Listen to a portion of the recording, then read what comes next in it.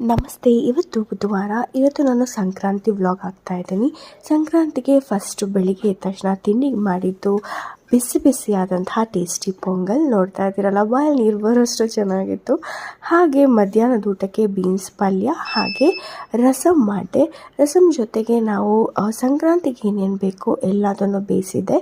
So ಗೆಣಸು, ಕಡಲೆ ಹಾಗೆ ಅವರೆ ಕಾಳು ಇದೆಲ್ಲವನ್ನು ಬೇಯಿಸಿ ನಾವು ನೈವೇದ್ಯಕ್ಕೆ ಇಡ್ತೀವಿ. ಅದಾದಮೇಲೆ ಬಿಟ್ಟಿದ್ದು ಬಜ್ಜಿ. ಯಾಕಂದರೆ ತುಂಬ ಸಿಂಪಲ್ಲಾಗಿ ಅಡುಗೆ ಮಾಡಿದ್ದೆ, ಹೆಚ್ಚಾಗಿ ಏನೂ ಮಾಡಿರಲಿಲ್ಲ. ಸೊ ಬಜ್ಜಿ ಜೊತೆಗೆ ಚಟ್ಟಂಬಡೆ ಇರಲಿಲ್ಲ ಅಂದರೆ ಚೆನ್ನಾಗಿರತ್ತಾ. ಸೊ ನಮ್ಮಲ್ಲಿ ಎಲ್ಲರಿಗೂ ಚಟ್ಟಂಬಡೆ ಅಂದರೆ ಮಸಾಲೆ ವಡೆ ಅಂತ ಹೇಳ್ತಾರೆ ಇಲ್ಲೆಲ್ಲ. ಸೊ ಅದು ನಮ್ಮ ಮನೇಲಿ ಎಲ್ಲರಿಗೂ ಇಷ್ಟ, ಹಾಗಾಗಿ ಅದನ್ನು ಕೂಡ ಮಾಡ್ತಾಯಿದ್ದೆ. ಈ ವರ್ಷದ ಸಂಕ್ರಾಂತಿ ಮೊದಲ ಹಬ್ಬ ನಿಮ್ಮೆಲ್ಲರಿಗೂ ಒಳಿತನ ಮಾಡಲಿ, ಹಾಗೆ ಎಳ್ಳು ಬೆಲ್ಲ ತಿಂದು ಒಳ್ಳೆ ಮಾತಾಡಿ ಅಂತ ಬಯಸ್ತಾ ಮುಂದಿನ ಬ್ಲಾಗಲ್ಲಿ ಭೇಟಿ ಆಗ್ತೀನಿ.